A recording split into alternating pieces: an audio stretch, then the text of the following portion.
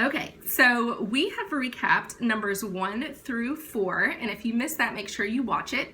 Again, I am Monique Scrip. I'm a wife, I'm a mom of 3, and I'm a certified Enneagram coach, and I love helping people become the best version of themselves.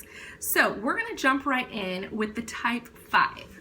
So for the type 5, this person is called the investigative thinker.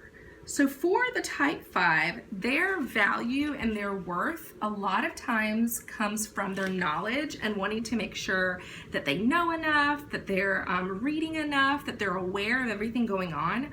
They're also, of all of the 9 numbers in the Enneagram, they're also the ones that really struggle with energy and giving of themselves because they really feel a strong need to hoard their time to feel safe and secure. So the 5s, the 6s, and the 7s all desire security. The 2s, the 3s, and the 4s all desire their identity and their significance. And then the 8s, the 9s, and the 1s all desire justice. So when it comes to the 5s, they find their security in their time and hoarding their time and making sure that they don't give too much of themselves. So as a mom, this can be difficult because the demands are so many when it comes to your children, and learning to recognize how much energy that you're able to give out is huge. And so if you're a 5, I would encourage you to talk with your spouse and have times where you trade off and say, okay, this is my time where I really just need some alone time. I need to recharge. Recharging your batteries is something that's huge for the type 5. Okay, for the 6, the type 6 is the loyal guardian.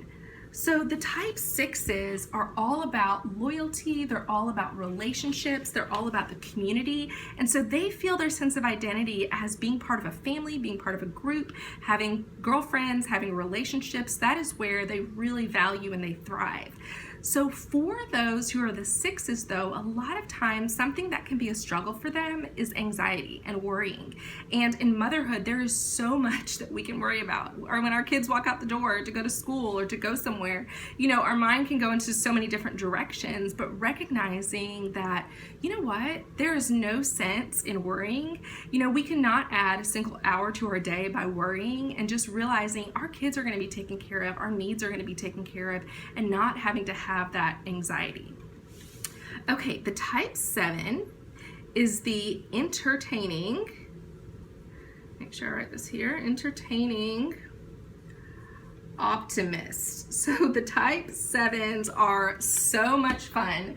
The type 7, the entertaining optimist. These types of people love a party. They love being around people. They love things that are fun. And so as a mother, someone who's a type 7, a lot of times they're so into the fun and into making sure that life is entertaining that sometimes it can be hard for them to discipline or to instill rules because they feel like, we'll get to it. We're just enjoying ourselves.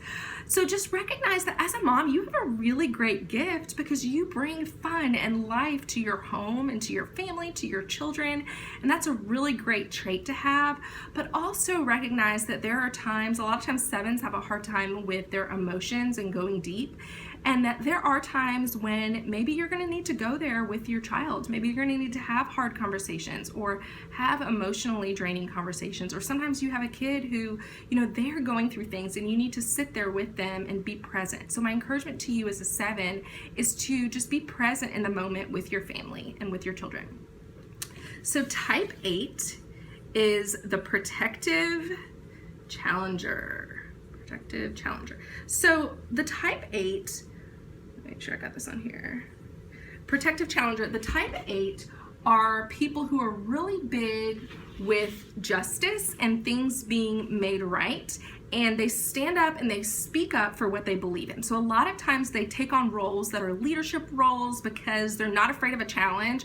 They will say it like it is. They're blunt, they're straightforward. Sometimes they can struggle with anger because it just comes out. So for those who are the parents, who are the moms who are a type 8, it can be something where your anger can be a struggle for you, and 2s sometimes will have that as well, where their anger will come out. So for the 8s and for the 2s, it can be a struggle in those times when you get frustrated and you just really have a hard time reining in your tongue. So my encouragement to you is sometimes, you know, being a mom, there are so many things that come up that you were like, oh, I wasn't expecting that, or you can get frustrated or irritated. And it's so helpful to take a moment, maybe walk into another room, maybe give yourself 15 minutes, take a break, and then come back to the situation so that you don't react in a way that you will regret. A lot of times too, for the type 8s, it can be difficult for other people to see the hearts that the 8s have because the 8s are so blunt and straight and to the point. So sometimes when our kids have such tender hearts, it's good for us to be mindful that maybe the delivery that we're having with our words may have been a little too much for what they are wanting to receive. Okay, so for the type 9, this is our last one. This is the peaceful mediator.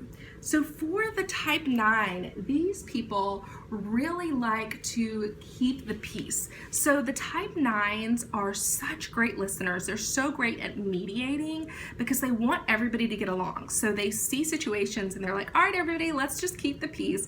And in a home, it can be really good because you strive for a peaceful home, and that can be a really great thing for you to not have a home that's full of conflict.